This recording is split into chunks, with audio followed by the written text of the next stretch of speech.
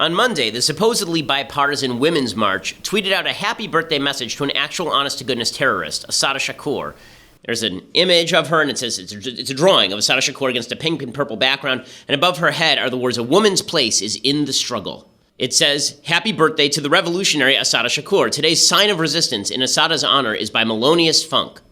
The tweet came complete with a picture of Shakur with the slogan, "Is in the struggle," pasted at the top. In May 1973, Shakur was wounded in a shootout with state troopers on the New Jersey Turnpike. One trooper was killed execution style. She was convicted of the murder and then sentenced to life in prison.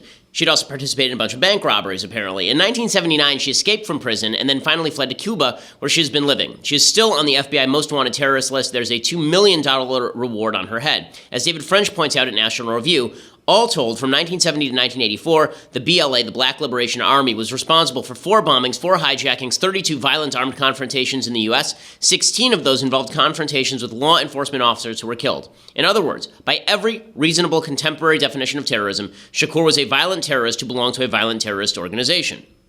Now, Shakur has become a hero to leftists because she rejects the morality of Western civilization. She was a member of that Black Liberation Army, a more violent splinter from the Black Panther Party. In Cuba, she wrote a trite autobiography in which she made claims like this, quote, "They call us bandits, yet every time most black people pick up our paychecks, we are being robbed. Every time we walk into a store in our neighborhood, we are being held up. And every time we pay our rent, the landlord sticks a gun into our ribs. The rulers of this country and their flunkies have committed some of the most brutal, vicious crimes in history. They are the bandits, they are the murderers, and they should be treated as such."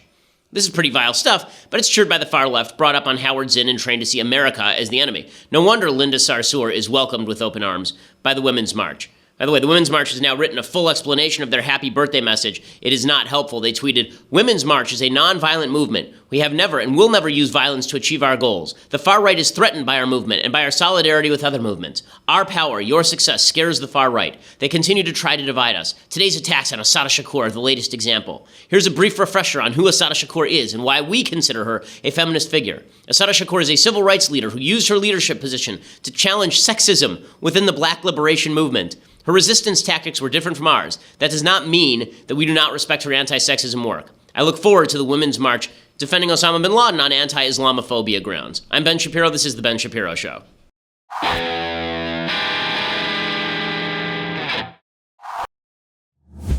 Alrighty, so everything is awful. Yeah! Everything's pretty terrible. So we'll talk about why everything is so terrible in just a second. But it's also, in every horror is a little bit of sick, sad hilarity, as there is today. So we'll get into all of that. But first, on that bright note, I want to thank our sponsors over at Boll & Branch. So perhaps you woke up and saw the news and wanted to go back to sleep. I know that I did. Well, that means that I go back to sleep on my magical, unbelievably great Boll & Branch sheets. So these are the best sheets there are.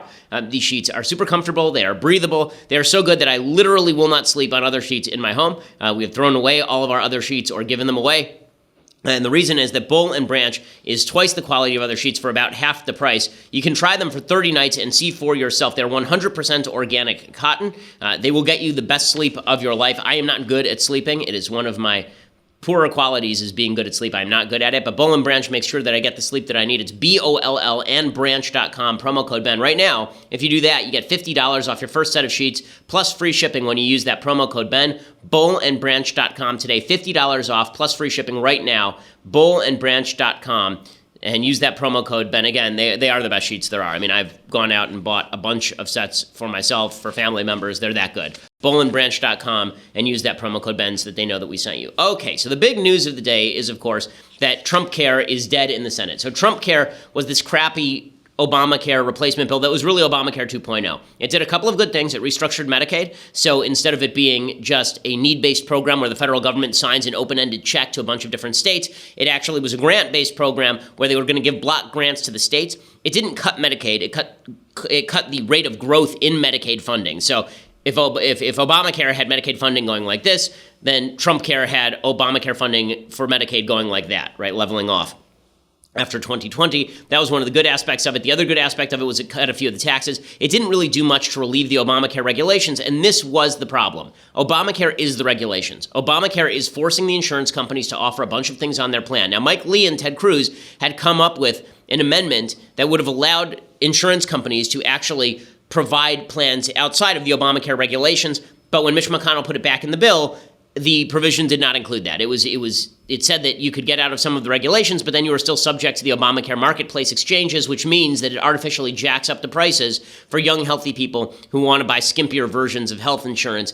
Yesterday, Mike Lee and Jerry Moran, who is the senator from Kansas, they both came out and they said that they are not going to back the bill. So Moran explained we should not put our stamp of approval on bad policy. Furthermore, if we leave the federal government in control of everyday healthcare decisions, it is more likely that our healthcare system will devolve into single payer, which will require a massive federal spending increase. Lee said, in addition to not repealing all of the Obamacare taxes, it doesn't go far enough in lowering premiums for middle-class families, nor does it create enough free space for the most costly Obamacare regulations. So that meant that there were 4 senators now who are not going to vote to advance the House bill with the Senate changes. That'd be Rand Paul, who's all along said this is not a free market version of a bill. I'm not voting for it. Susan Collins from Maine, who says it's not Obamacare, so I'm not voting for it. She's basically a Democrat. And then you have Jerry Moran and Mike Lee, who said they're not going to vote for it. But lest anyone think that these 4 are really the only obstacle, the fact is that there were supposedly 8 to 10 other senators who were really tentative on it. And that's because the thing had a 20% approval rating. It was basically keeping a lot of the worst aspects of Obamacare and getting rid of the funding mechanism, which was all the taxes under Obamacare, and increasing subsidies in certain areas. So it wasn't a great plan. It had a lot of holes in it. Avik Roy, who loved the plan, he liked it because of the Medicaid reform. But you can do Medicaid reform through other means. You don't have to do Medicaid reform as part of the healthcare reform bill. They're not quite the same thing. So this bill is dead. So yesterday started on a bizarre note, okay? This was supposed to be Made in America week for the Trump White House. And President Trump leads off yesterday by sitting in a fire truck, which of course led to 1,000 terrible headlines for him. Listen,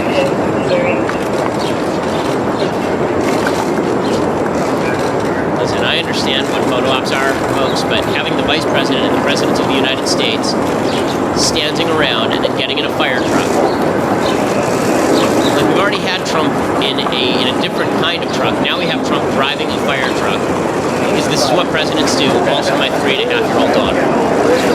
Like, they literally took a fire truck to my daughter's preschool, and she got in the driver's seat. The President of the United States is doing the same thing, doing the things that presidents must do. Now, listen, he's not the only person on earth, and then there's Mike Pence just standing there like a doofus. Like, again, he's not the only president to do stupid photo ops, but this is a really dumb photo op. It's a particularly dumb photo op when he's in a fire truck at the wheel of the fire truck, and literally a mile away, his Trumpcare bill is on fire. That actually is not a good look. He then came out yesterday, and John McCain, one of the things that helped kill this was John McCain was probably going to vote in favor of the Trumpcare bill, or at least that was the rumor, and then he got sick and had to have a surgery, and so Trump yesterday, he was touting John McCain and saying that he needed his vote. We hope John McCain gets better very soon, because we miss him. He's a crusty voice in Washington. Plus, we need his vote. Okay, that was true, but it wasn't enough. Okay, so Mike Lee comes out and he explains why exactly he didn't vote for this thing. And he said, this is not a full repeal of Obamacare. We promised we were going to fully repeal Obamacare, and this isn't it. I have made very clear from the outset of this discussion that what the American people asked for, what they expected when they elected Republicans to the House, to the Senate, and to the White House, was a full repeal of Obamacare. That's what we ought to be doing. Now, I'm not saying it's either perfection or nothing, but I am saying you've got to show me what this really does to undo Obamacare's deadly consequences for the forgotten man and the forgotten woman of America. I don't see that in this bill. What I do see is that we've walked away steadily from all kinds of promises. This bill no longer repeals all of Obamacare's taxes. I think that's troubling. This bill no longer relieves people of some of the most significant burdens, regulatorily speaking, from Obamacare that have made the cost of health care go sky high. And we can do better, but the American people have to demand it. Okay, so I agree with everything that you heard Mike Lee just say. So the question is, who is to blame for all of this? Because now Trumpcare has gone down. We're going to explain what's coming next after Trumpcare has gone down, because now Senator McConnell says that he wants to bring a full repeal bill to the floor of the Senate. We'll explain whether that happens or not. But who is to blame for all of this? So you're seeing people like President Trump blame Senate conservatives. He'll say a few senators really stopped this thing. He said that. Laura Ingraham came out today and she says, well, I guess that Trump is going to have to work with the Democrats now. It's like, everyone's stupid. Okay, so here's who is to blame for this. Number one, Senate moderates who lied when they said that they were going to support Obamacare repeal. And they demonstrated that they lied when they said this, okay? as I say, Mitch McConnell says that now he is going to bring to the floor some sort of repeal bill. He's going to use the House bill that was passed as basically the vehicle for a full repeal, and the repeal would go into effect in 2 years. So it would basically be a ticking time bomb, and then Republicans would have 2 years to get their act together and come up with some correctives for when the time bomb goes off after the elections, right? So it's actually a relatively smart play by McConnell, but it also holds a bunch of Republicans' feet to the fire, trying to demonstrate who exactly was willing to vote for repeal and who is not. Already, within 15 minutes of him announcing this, already this morning, there were 3 Republicans who said they would not vote for simple repeal. Remember, for 7 years, we have heard nothing from the Republican Party but we need to repeal Obamacare. Not repeal and replace. Repeal and replace was a formulation pursued by Trump, okay? It was a formulation pursued by moderate Republicans, but they all said they were going to repeal. And the proof is in the pudding, okay? Rob Portman today, the senator from Ohio, he voted for a simple repeal bill in 2015 when Barack Obama was president. Today, Mitch McConnell said, we want to pass a simple repeal bill, the exact same repeal bill we voted for in 2015. And Senator Rob Portman, who is just a weak tea senator from Ohio, here's what he had to say about it. So I'll have to look and see what the so-called repeal bill entails. But if it is a bill that simply repeals, I believe that will add to more uncertainty and the potential for, Ohioans to pay even higher premiums, higher deductibles.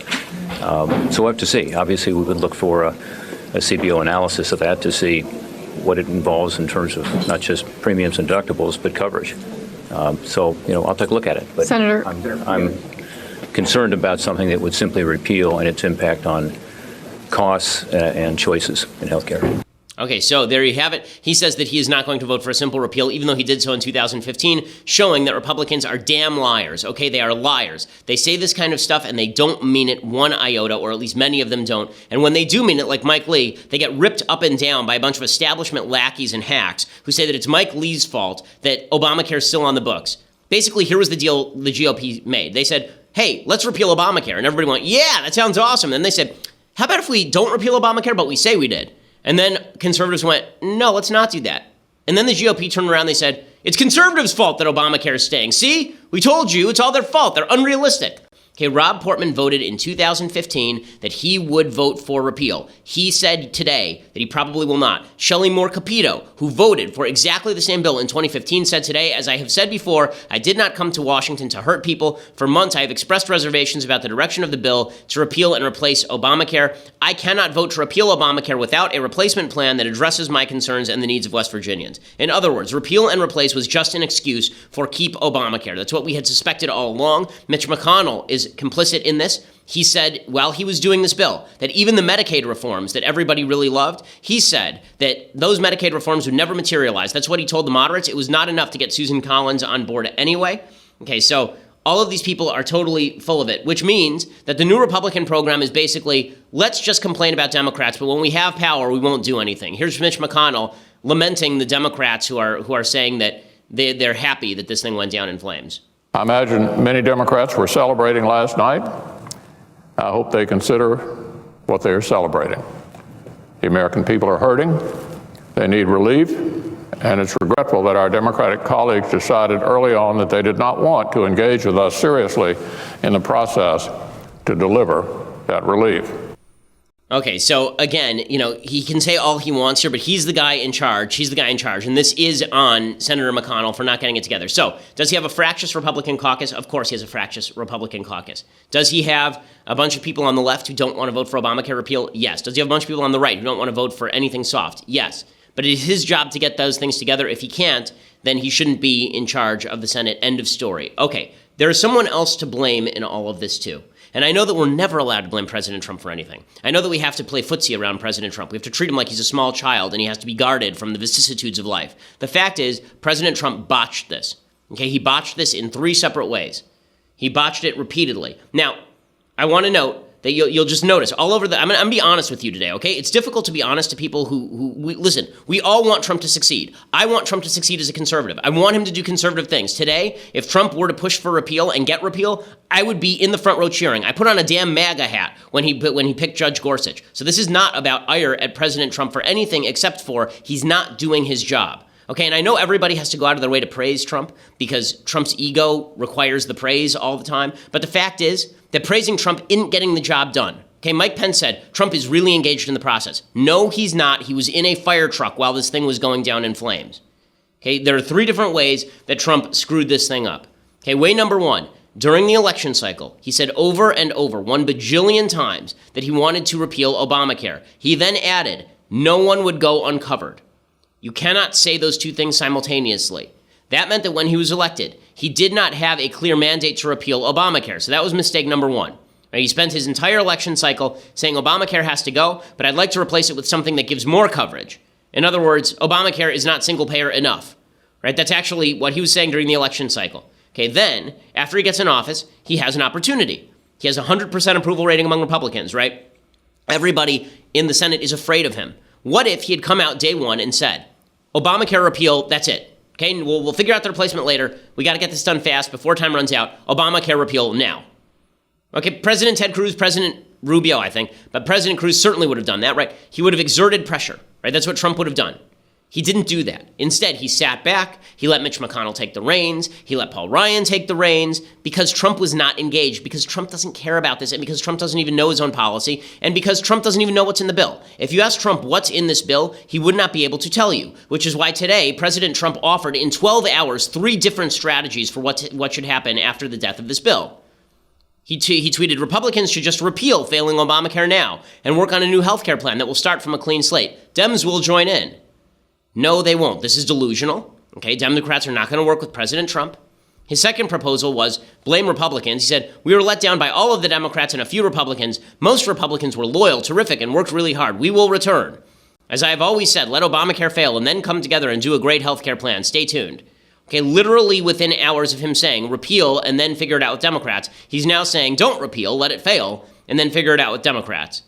Okay, all of this confusion does not allow you to exert pressure on your own members of Congress. The president has a job here. The president's job here is actually pretty clear. If you're in Congress, let me start from the congressional perspective. If you're in Congress, you're running for Senate, you have 2 things you have to do to win a Senate seat. First, you have to win a primary, and then you have to win a general. Winning a general generally requires you not to do anything controversial. If you do something controversial, you give material to your opponent. So if you're a senator, you have an actual stake in not doing things, because then your opponent can't claim that you're doing anything really terrible, right? If you vote for a bill with 20% approval, as this bill had, and then Democrats crap all over you, then you could lose a general election, right? So your interest is in doing nothing. So what keeps you voting for unpopular bills and sticking in line with the party? Pressure from the party, right? The threat of defunding, the threat of primaries. President Trump has only threatened to primary 1 Republican senator since the election, Jeff Flake of Arizona. Okay, that has nothing to do with Obamacare. It has to do with he doesn't like Senator Flake, right? He's not exerting pressure. He's not doing what the White House has to do. What if Trump were on the phone with all of these wavering senators day in and day out saying, listen, I will primary you. I will come to your state and I will undercut support for you. I will remove funding. I will let you flail out there. I will rip you by name publicly if you do this. But that's not what Trump was doing. Trump was busy playing firetruck, and he was busy tweeting things. Okay, so that is screw up number 3, right? So screw up number 1 was his pitch. Screw up number 2 was he didn't actually embrace Obamacare repeal in the first place when he became president. And screw up number 3 is that he has completely abdicated responsibility for this, even while people are praising him for his engagement. He has not been engaged. If he were engaged, then maybe it changes the math. So again, it's not all on Trump. But to pretend that Trump is not involved at all in this is really silly, okay? It's Trumpcare. It's his signature piece of legislation. Obama was heavily involved in pushing his signature piece of legislation. I don't think that we should expect anything less from President Trump. It doesn't make a lot of sense to me in any case. But the media, of course, are in full Trump defense mode, at least on the right, because it's more important to please Trump than it is to actually push good policy, which is one of my key criticisms here, okay? For fellow conservatives, Trump can be all the things you want him to be. You can love him dearly. You can hope that he does really well. He needs to fulfill what you said he was going to fulfill and what he said to you he was going to fulfill. But watch Fox and Friends, right? Fox and Friends is basically the Trump show. And here is them going after the senators who wouldn't vote for this original bill. You have Rand Paul, extreme conservative / libertarian, Ted Cruz. I'm going to get my hands dirty, make this work somehow. And you got moderates like Senator Portman listened to his governor. Yeah. And you have Senator Collins, who said, I got some huge blowback when I went back. So these people are being true to their school, just not true to their party, and maybe not true to their country. The president said before he knew that he had these two defectors, reported according to Politico, he goes, if the Senate Republicans don't get this thing done, they'll look like dopes. Do they look like dopes? He's right. It's not a question of being true to your party or true to your country. It's a question of being true to your word. Mm-hmm. They should not have elevated the issue for 8 years among Republicans saying, first thing we'll do is repeal and replace if they weren't capable of doing it. Okay, again, all of this, they're going to toss all of this at the feet of McConnell and Ryan. They deserve a heavy dose of blame, both of them. The Congress deserves a heavy dose of blame. Trump does not get off scot-free. He is the president of the United States. He's the one with the bully pulpit. He's the one with 82% approval rating among Republicans today. Despite his low approval ratings generally, Republicans still love the guy. He has leverage. He didn't use that leverage. It is that simple. Okay, before I go any further and talk about what comes next, I first want to say thank you to our sponsors over at MVMT. So my watch that I wear every single day is an MVMT watch. It is a fantastic looking watch, but they are not just making watches anymore. They are now making sunglasses, which is awesome. So I have a brand new pair of sunglasses. I'll bring them in next time, but they have just they're classic looking, minimalist in design. They start at just $70 with the option to upgrade to polarized. A designer brand will run you $200 on a pair of sunglasses. These are high-quality premium acetate frames, no cheap plastic. They are fantastic. Go over to mvmt.com, movement.com, mvmt.com/Shapiro, and you get 15% off with free shipping and free returns. They've already revolutionized the watch industry. Now they're revolutionizing the sunglasses industry as well. Just great-looking sunglasses, mvmt.com/Shapiro. Again, they're inexpensive, and they are durable, and they are fantastic. They're designer quality, but not as designer prices. mvmt.com/Shapiro. You get 15% off your order today. The sunglasses are great. You get the watch and the sunglasses, you look like $1 million. It really is terrific stuff. Okay, so let's get back to what exactly happens from here. So, as I say, the first proposal was, let's just repeal Obamacare wholesale. And a bunch of moderate senators said, no, we're not going to do that. And then the proposal is, okay, we'll let Obamacare fail, and then we'll come back to the table. The problem with this is that they need the tax increase, they need the revenue that was saved through Obamacare cuts in order to pass tax reform. So it's not just that Obamacare repeal went down, it's that tax reform is now in danger. Remember, everything has to be passed with a 51-vote reconciliation rule. That means the CBO has to score everything as revenue neutral, meaning that you can't lose money on it. You can't create more debt, more deficit in order to pass a bill. What that means is that all of the savings they were going to have from the Obamacare repeal, they were originally going to apply to tax reform. If they don't get the repeal, they don't get the tax reform, and the entire legislative agenda is sunk. Plus, the issue isn't going away. Obamacare continues to devolve into disaster, and now that Republicans have put their grubby mitts on it, it's going to be very difficult for them to remove their stink from it. Right? It looks like they tried to fix it and they failed. And so now Democrats are going to say, listen, they tried to fix it and failed, they stink, put us in charge. And they're going to have a point, especially after Republicans tried to push a Democrat-light program. All of this is a bollocks, and it demonstrates that in politics, if you do not campaign on a program, and if you're not clever enough to campaign on other things and then implement a program with the full weight of your authority, you are going to be in serious political trouble, plus you're not going to get anything done. And so the question is going to become here. Can you pressure your Republican representatives and the president to do the right thing? And so I'm going to do something I never do on this program, okay? Here are the phone numbers for Senators Portman, Capito, and Collins. These are their Senate office phone numbers. I want people to call and flood their offices, okay? Senator Rob Portman today, the senator from Ohio, who says he will not vote for pure repeal, his number is 202-224-3353. That is his Senate office phone number. I never do this, 202-224-3353. Senator Shelley Moore Capito from West Virginia, her number is 202-224-6472, 202-224-6472, and Senator Susan Collins, for whatever good it will do you, is 202-224-2523. They all deserve to have their secretaries have a miserable day on the phones because they spent 7 years lying to you. 7 full years lying to you. Okay, and Trump better figure something out quick here because he's the president. Okay, it's his agenda that's on the line. And maybe it doesn't matter. Maybe we've all become satisfied with tweeting CNN memes and all that, and it's fun. But, if you actually want to get something done, it's going to actually have to get done at a certain point here. Okay, as we continue, we're going to move over to Daily Wire right now, but I still want to talk about a bunch of things, including whether the polls actually matter to President Trump. Is he immune to polling?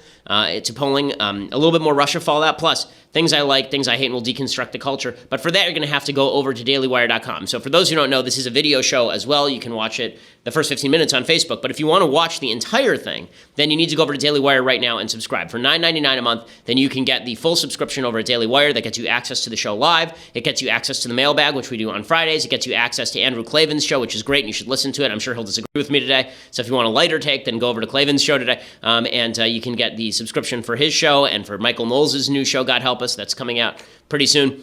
So you can check that out.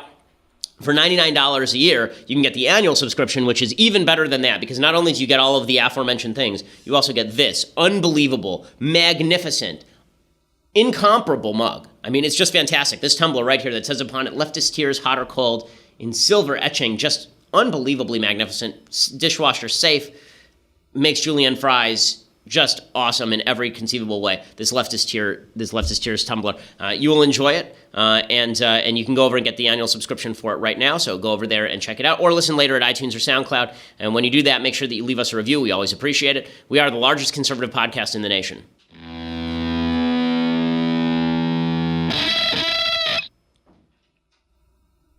Alrighty, so the question, there are two questions here. One is, what do we care about? And question number two is there going to be electoral fallout? So the what do we care about question is something that I've now been asking for months, okay? Do we care more about the we piss off the left routine, or do we care more about pushing policy? Now, there are certain people who say that the pissing off the left routine is part of the pushing policy routine.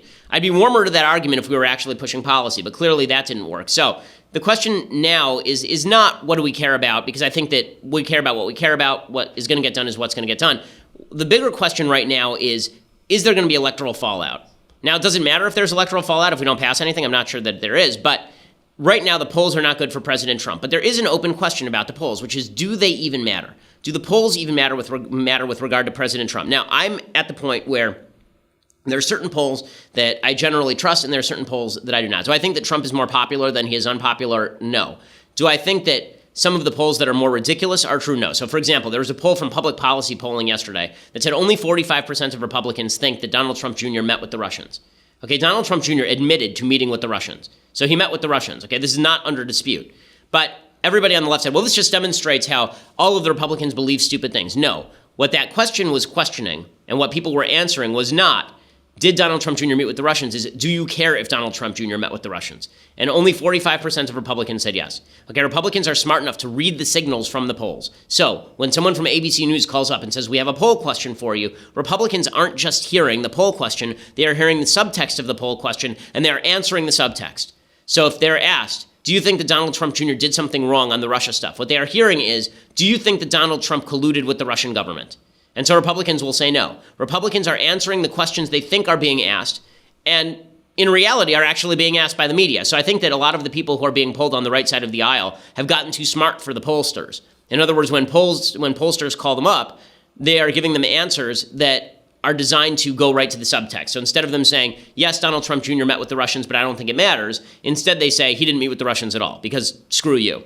Go to hell. I think that there's a lot of that in the polling. Now, that is not true with approval ratings. So I don't think there are a lot of Republicans today who are saying, I love President Trump, but I'm going to lie to the pollsters and say that I hate President Trump. I don't think there's a lot of that. I think there's more defiance than there is, an attempt to purposefully screw up the polls. But I'm not sure how much it matters, because we haven't seen a lot of head-to-head polls between Trump and anybody else. So today I saw a head-to-head poll between Trump and Mark Zuckerberg that showed him at like 40% and Zuckerberg at 40%. That means Trump wins re-election, right? The fact is that he was running neck and neck with Hillary, and then he won. So any Democrat who wins is going to have to be blowing him out in polls at this time. I'd be curious to see like a Joe Biden-Trump matchup at this point and see how that would go for him. But some of the polling data for him is not great, right? 38% of Republicans say his conduct has been unpresidential rather than fitting and proper, but they don't really care. Word associations with Trump tweets, 68% of people say that Trump's tweets are inappropriate, 65% say they're insulting, 52% say dangerous. 41% say interesting, 36% say effective. I think that Trump's floor is about 35%, 36%. That's a pretty good floor. That floor is a lot stronger than George W. Bush's floor was in 2004, 2005, 2006. Right? His floor in 2006 was like 20%, 15%. And that is specifically due to the reaction against the left and the feeling the left is out to get Trump. Cheryl Atkinson says Trump is basically kryptonite to smear. It's very difficult to get him. I think that this is essentially correct. Explain in your book why you say Trump may be kryptonite to the smear. I call him the anti-smear candidate because every traditional smear tactic used against him, very effective tactics against other people, kind of bounced off of him. You know, the smear was just no good to him. In fact, he was able to grab it and co-opt it and turn it around in most every case. And I argue that if he had apologized in summer of 2015, when the first attack that I noticed was after John McCain called some of his followers crazies and Trump counterattacked by saying McCain wasn't a war hero in Vietnam. And the media wanted him to get out of the race and apologize. And they started airing more of him, thinking the public would hate him if they saw more of him, but the public liked him. I think if he had apologized then, he would never have made it. But he did the opposite of what is intuitive to politicians, but turned out to be the right thing for him to do for his followers. So I don't think that his base is going to drop out anytime soon. The question is how much of his base is going to turn out to vote, and is it enough for him to win re-election? It's a little early to talk about re-election. Not every day is a battle for re-election for President Trump. But if let's say he passes not much, can he still win? The answer pretty clearly is yes. He can still win. And so, as long as his base sticks with him, I don't think his base is going to drop away when they don't get policy wins. I think that people who think that a bunch of people are going to drop away because he's not doing anything, I don't think that's right, because what Trump was actually elected to do is exactly what he's doing, yell at people. Okay, Trump was elected to be the avatar of our anger, and he is doing that successfully. And if there are policy failures, we're going to place them where we think the policy experts are. Trump never purported to be a policy expert. It's going to fall on McConnell and Ryan. Do I think that's totally deserved? No, I think the president has a role, and this is the problem with electing someone who you expect their job is only going to be angry at things and yell at things. But do I think that Trump's bottom is going to fall out here? Is he going to go down into the 20s? No, he's not. He's already at rock bottom. And 36% is not a bad place to be. Now, it'll be interesting to see if he swivels to the left in the aftermath of the Trumpcare failure and tries to get some infrastructure stuff done with Democrats, tries to pass more big government stuff, and tries to bring in a different crowd.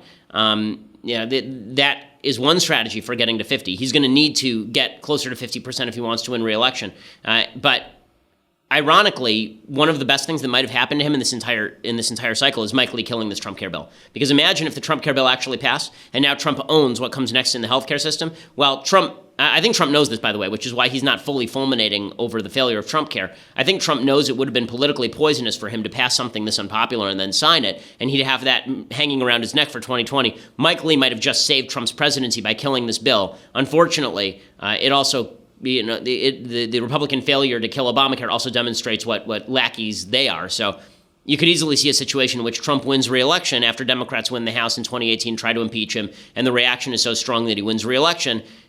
But you could see Republicans not being able to get anything done. And maybe all we got out of this was Gorsuch, and we'll find out if that's enough. Okay, so with all of that said, the Russia fallout continues. It is amazing that the Democrats are really grasping at straws here because they don't need to. The overreach is so great from the Trump administration that the Democrats don't need to overreach, but everyone is incompetent at everything. So, for example, there's a Democratic representative, Mike Quigley. He makes one of the most bizarre statements I have ever heard about this Trump-Russia stuff. Listen to this statement. I think that there was coordination. I think you're starting to see public evidence of that coordination, not just the meeting with Trump Jr., but others as well. Roger Stone suggesting that he had a relationship with Julian Assange and WikiLeaks, and that he knew that Mr. Podesta was next in the barrel. But actually the Trump campaign digital operation? Look, I don't want to get into specifics in terms of the digital operation or any specifics that are not in the public domain at this point in time. I think you're seeing a clear pattern of people in the Trump campaign coordinating with Russians. And I think what we're learning with the Trump Jr. meeting is when you meet with any Russians, you're meeting with Russian intelligence and therefore President Putin. Okay, so the idea that if you meet with any Russian ever, you're suddenly meeting with Vladimir Putin is totally insane. And this is why people are responding with ire to all of this. Meanwhile, the Trump administration's actual defense on Trump Russia is not very good, right? I mean, here's Sean Spicer yesterday talking about, this is literally yesterday, okay, talking about the Trump Jr. meeting with the Russians. Here's what he had to say. That is quite often for people who are given information during the heat of a campaign to ask what that is. That's what simply he did. The president's made it clear through his tweet, and there was nothing that, as far as we know, that would lead anyone to believe that there was anything except for a discussion about adoption of the Maginski Act. Okay, there was first of all, it's called Magnitsky Act, but there was anything except for adoptions. How about like the entire email exchange that says it's not about adoptions? How about that? Like that might lead you to believe that. But again, the Democrats are so crazy that they're willing to grasp at any straw here. And this is what is driving support for Trump. Again, it's a lot of reaction and not a lot of policy. And so we're going to have to ask ourselves, do we demand from President Trump that he give us policy, or is reactionary stuff enough? Maybe it is enough. Maybe it is enough. But I'm not sure that it's enough for me. I don't think it should be enough for conservatives because, you know, there's a whole group of people who spend their days reacting against the left. I am one of those people. The president's job should be partly to do that, but it should also be to push policy that's actually good. Okay, time for some things I like, things I hate, and then we'll deconstruct a little bit of culture. So, things that I like. I just began. So before I do that, you know, I want to first say thank you to our sponsors over at the U.S. Concealed Carry Association. So you are at home, it's late at night, you hear somebody rumbling around your front door, and then you see the end of a crowbar because somebody's trying to get in your house. So you go over to your gun safe, you unlock it, you grab your gun, they break into your house, and you shoot them. What happens next? Nobody ever thinks about what happens after you shoot the guy, right? You're the hero of the movie, except for when the police come and arrest you, and then they ask a bunch of questions, and they hold you up in the legal system for 3 years, and it costs you tens of thousands of dollars to defend yourself. This is why you need to go over and sign up with the USCCA. Not only do they provide complete peace of mind in an unpredictable world, they give you education, training, they make sure that you are legally and financially protected for after you pull the trigger. So they make sure that, you know, you are covered for that situation if you actually have to do it. They tell you when to pull the trigger, and they also help you after you've pulled the trigger. They are also working on getting more guns into the hands of law-abiding Americans. So they still have their July 4th promotion running, and that is that you can go over to the website defendmyfamilynow.com, defendmyfamilynow.com, and you get 5 chances to win $1,776 worth of guns and ammo. Again, it's defendmyfamilynow.com. You get a shot at $1,776 worth of guns and ammo of your choice, which is just awesome. You actually have 5 shots at winning it when you go over and register at defendmyfamilynow.com. You should anyway, just to get the USCCA services. But, I mean, for the shot at nearly $2,000 worth of guns and ammo, that seems like a pretty good deal. Go over there and register right now, defendmyfamilynow.com for your free shot at that guns and ammo giveaway, because that is super cool. Okay, time for some things I like. So, there's a book called Dreamland by Sam Quinones. I heard about this on the Commentary podcast. I've just started it. It is really good. I think it won the Pulitzer. It's all about the heroin epidemic, the opioid epidemic that you've heard so much about. It traces the epidemic, where it came from, why it's affecting small towns in a different way than it's affecting big cities. Opioid addiction is a very different thing in many cases than typical like cocaine addiction or other hard drug addiction. The reason for this is because most opioids are originally prescribed by a doctor, right? You go into the doctor, you want a painkiller, they give you hydrocodone, and next thing you know, you're looking for an OxyContin, and the next thing you know, you can't get that, so you're looking at black tar heroin. This happens a lot. It happens a lot. We are a country that feels that pain is something that we should be able to do away with, and so we overprescribe when it comes to opioids. Pharmaceutical companies have an interest in us overprescribing when it comes to opioids, and then it is very difficult to get off of them. I know this because my grandmother back in the 1970s actually experienced opioid addiction. They put her on a painkiller. She became addicted to it. Thank God, she went through cold turkey withdrawal, which was absolutely brutal. My dad had to help guide her through it when he was like 13 years old, which is crazy. But she was able to get off of it. But the opioid epidemic is one that actually can be dealt with in ways that some of the other epidemics cannot be, because you can stop. Sometimes you might be able to stop it at the source in terms of prescriptions. Forget about heroin dealing and legalization of drugs. The prescription of drugs is overprescribed, and doctors have to be very careful. And you, as a patient, should be very, very careful before you start accepting prescription dosages of opioids, because they are highly, highly addictive. Okay, other things that I like. So, for those who missed it, over at Evergreen State College, there was this insane story where a professor named Brett Weinstein refused to not go to work on the, quote, week without whites or day without whites, and he was forced to flee the college after he refused to participate, right? Okay, Weinstein is a real leftist, And he spoke in front of the board of trustees about what exactly happened to him. Pretty incredible. Do you know that the college descended into literal anarchy, and that for days the campus was not under the control of the state? It was under the control of protesters. That there were assaults, there were batteries, there was pressure not to report crimes to the police. People were, by the legal definition, I believe, kidnapped and imprisoned. That included faculty members and administrators. Others were hunted on the campus. That lawless bands roamed the campus unimpeded. Police were physically and intentionally blocked by protesters. Police were cruelly, systematically, and personally taunted. They were humiliated and forced to stand down by the president. Students that held different opinions were, by the protesters' own analysis, stalked, harassed, and doxxed, meaning that their names, pictures, and addresses and phone numbers were distributed online. Do you know that concessions made under intimidation and threat during the protest are now being enacted by the college? That includes mandatory bias training for all faculty. This has come about by an agreement between the faculty. I mean, good for unions, this the guy. administration. Weinstein, remember, is a leftist. Okay, Weinstein is a hardcore leftist, and here he is testifying like a right-winger because the left is so insane. This is why the hard left is eventually going to drive everybody into Trump's arms. Okay, time for some things that I hate. Let's do it. Okay, thing I hate number one, when people who are not cool try to be cool. So one of the things that I appreciate about myself, because I'm awesome, is that I don't try to be cool. Okay, I don't try to be cool because I am not cool. I am super nerdy. I am a giant dork. Okay, the fact is, I know I am not cool, and therefore I do not try to be hip and with it and with the kids because that's stupid, because I think a lot of the things the kids do are stupid. So this apparently does not hold true for our Congress people. The Speaker of the House yesterday came out and said he loves emojis. Is he a teenage girl? No. Just no. You know, have you ever seen the shirt where it shows the evolution of man? And, you know, it's got the amoebas and it's got the monkeys and then it goes all the way up to man. Well, I have a whole thing about the evolution of language. That basically we went from grunting at each other to hieroglyphics to short phrases to full language.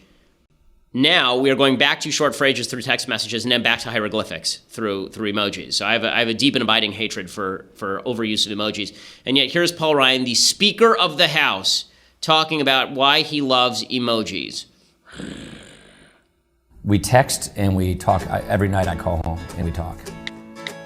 Because they don't think of me as an emoji guy, I go crazy on emojis. I mean, I do like 7 or 8 of these things. I'll throw those out there.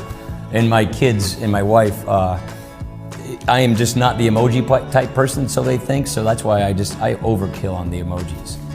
Yeah, the happy stock guitar music is the part that really gets me. And then it says, Happy World Emoji Day. No! Go do your stupid job, you stupid people, and stop it with the stupid emojis. My goodness. Okay, and other things that I hate. Caitlyn Jenner, whose sole qualification for running for the Senate is apparently that Caitlyn Jenner is a dude who thinks that he is a lady and the rest of the world is going to humor him in this sad delusion. Says that he should run for Senate in California. Now listen, if he runs for Senate in California as a Republican, I will vote for him. You know, he's still a dude, but I'll vote for him because he's not a Democrat. So, fine. I mean, this state is crazy enough. I mean, Arnold Schwarzenegger was our freaking governor, and now we have a corpse walking around as our governor. Jerry Brown, an actual living corpse, is walking around as the governor. Oh, I don't know where I am. I've been governor since like 1972. But, oh my heart, oh. Governor of California. So if Caitlyn Jenner runs for Senate, I don't know, I'll vote for him in a primary. But in a general election, if forced to do so, I will do so. Here's Caitlyn Jenner saying that he will run for the Senate because why the hell not? Everyone should. We got Kid Rock in Michigan and Caitlyn Jenner in California. Arkham Asylum is now the United States Senate. Al Franken is an actual senator from Minnesota, and President Trump is the president. I don't know what's going on. Again, we entered the alternative timeline where Biff was able to actually bet on 1955 World Series baseball games. And now he married Marty's mother. Okay, here is Caitlyn Jenner. Caitlyn, there's a rumor. Uh-oh. There's a rumor that you want to run for the United States Senate in California. Did you hear that rumor, John? I heard it. No way. How did it get all the way back to you? All the way from California to New York. All the way from California. I have considered it. I like the political side of it. If there's one thing I work very closely with a group called the American Unity Fund, that their sole purpose, their mission statement is to get the Republican Party to do a better job when it comes to all LGBT issues. That's kind of my issue. Obviously, I'm more on the T portion of the LGBT, and I want people to understand that. But the political side of it has always been very intriguing to me. Over the next 6 months or so, I got to find out where I can do a better job. Can I do a better job from the outside, kind of working the perimeter of the political scene, being open to, talk to anybody? Or are you better off from the inside? And we are in the process of determining that. And but I would look for a senatorial run. No. Okay, so just no. Again, I understand that nobody has to have any qualifications these days, like being able to read a piece of legislation or, have positions, and that fame is a sole qualifier. But this is not a door that I think is great that it's been opened. All right, whatever. All right, so let's deconstruct a culture for 1 second. Okay, so the news of the day is that, according to BuzzFeed reporter Jim DeRogatis, 3 sets of parents are claiming their daughters have been brainwashed and they're being held against their will in a cult by R&B star Robert R. Kelly. 3 former members of the singer's inner circle back up such accounts, reveal even more disturbing details of actions allegedly perpetrated by the singer, with a litany of sex-related criminal accusations launched against him, including child porn charges, as according to Amanda Prestigiacomo over at Daily Wire. They say that young women are reportedly being held by Kelly at properties he owns in Atlanta and Chicago. The reports allege the girls are initially promised help with their music careers before Kelly lures them into an abusive sexual relationship. The singer reportedly videotapes their sexual encounters, forces the girls to call him daddy, and wear only baggy attire to hide their figures, permits them to communicate via cell phone with only him, and routinely verbally and physically abuses the females, punishing them for ridiculous infractions such as laughing at male cab drivers' jokes. So this story made the rounds, but it didn't turn into a front-page story. Can you imagine if this had been a country star who had done this? I have a feeling that there would be a lot more ire if it were like Toby Keith who had done this, because it would actually confirm a lot of the left media bias with regard to right-wing people, right? That everybody who's actually sexist and brutal to women and keeping them in the back room and using them as sex, the Handmaid's Tale, which is what this sounds like, right? The Handmaid's Tale, it has to be coming from the right. But R. Kelly is a rapper. Now, what's hilarious about this is that if you actually listen to a lot of rap songs, which we've done in our deconstructing the culture segments before, the idea of treating women as garbage is not particularly rare in rap culture. It's not a particularly respectful medium toward women and their autonomy. So I'm not sure that we should be super shocked by anything R. Kelly is doing. It's also not unique to rap culture, right? It's in Hollywood, the casting couch has been a thing forever. The idea that directors use their sexual leverage over willing starlets in order to get in bed with them and then sometimes abuse them, right? I mean, that sort of thing has been going on in Hollywood for years. 2 things worth noting here. One is that left cultures, which is Hollywood and the rap culture, left cultures that supposedly are all for equality, when it comes to their actual activity, very often are not. And number 2, the quest for fame in our culture has become so egregious and so negative that people are putting themselves into dangerous situations that they wouldn't otherwise because they want fame. Okay, fame is not all that it is cracked up to be, because the fact is that even once you are famous, what you actually need is a place to be safe and away from the fame. So I think that it is sad that we as a culture have decided to value fame over genuine value as a human being. That is happening everywhere from politics to pop culture, and I don't think that's going to change anytime soon. Okay, so we will be back tomorrow, and when we do come back, we will have updates on Trumpcare. Hopefully President Trump will have an alternative plan he wants to pursue so that I can say nice things about him tomorrow. That would be great. I am Ben Shapiro. This is The Ben Shapiro Show.